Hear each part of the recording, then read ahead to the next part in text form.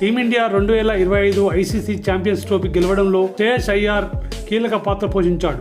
కొన్నాళ్ల ముందు వరకు అతనికి జట్టులో స్థానమే ప్రశ్నార్థకరంగా ఉండేది. కానీ అతను ఇప్పుడు జట్టులో ఎంతో విలువైన ఆటగాడుగా మారాడు. మిడిల్ ఆర్డర్లో శ్రేయస్ ఎంత కీలకమైన ఇన్నింగ్స్లు ఆడాడు. లీగ్ దశలో పాకిస్తాన్పై 56, న్యూజిలాండ్పై 79 పరుగులతో సత్తా చాటిన అతను ఆస్ట్రేలియాతో సెమీస్లో 45 పరుగులతో జట్టు విజయంలో ముఖ్య పాత్ర పోషించాడు. ఇప్పుడు ఫైనల్లోనూ అమూల్యమైన ఇన్నింగ్స్ 48 ఆడాడు.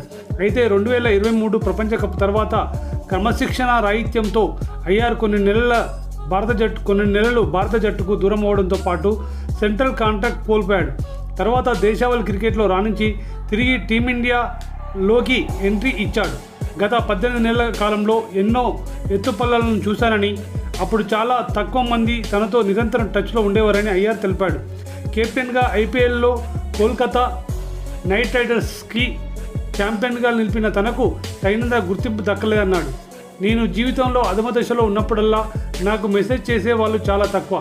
ఇందులో ప్రవీణ్ ఆమ్రే, సార్, అభిషేక్ నాయర్ సాగర్ ట్రైనర్, ఇంకా కొందరే ఉంటారు. ఆ సమయంలో నన్ను ఎంతగానో సపోర్ట్ చేసిన వారికి కృతజ్ఞతలు. ఐపీఎల్ టైటిల్ గెలవడంపైనే నా పూర్తి దృష్టి ఉండేది. భగవంతుని దయ వల్ల నేను దానిని సాధించా. ఐపీఎల్ టైటిల్ గెలిచిన తర్వాత నేను కోరుకున్న గుర్తింపు రాలేదని వ్యక్తిగతంగా భావించాను. కానీ ఇతరులు ఏమనుకుంటున్నారనే విషయాన్ని పట్టించుకోకుండా నిజాయితీగా ఉంటూ మన పని మనం చేసుకుంటూ ముందుకు వెళ్ళడం అనేదే చాలా ముఖ్యమైనది. నేను అదే చేస్తున్నా. ఇది ఐపీఎల్లో విజయం సాధించిన తర్వాత ఎదురైన నిరాశ నిస్పృహలను అధిగమించడంలో సహాయపడింది అని శ్రేయస్ అయ్యర్ వివరించాడు.